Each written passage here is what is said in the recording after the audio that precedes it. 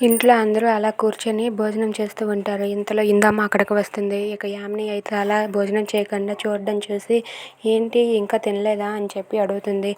"మీకోసమే వెయిట్ చేస్తున్నాను" అని చెప్పి యామిని అంటుంది.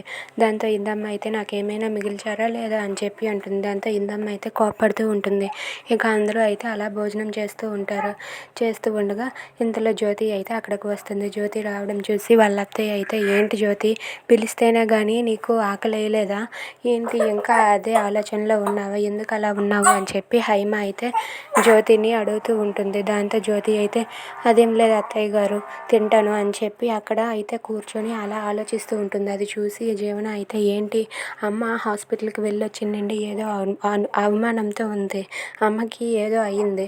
అమ్మకి నా మీద అవమానం ఉన్నట్టుగా ఉంది. ఏంటో హాస్పిటల్లో ఏం జరిగిందో ఏంటో" అని చెప్పి జీవన అయితే అనుకుంటూ ఉంటుంది.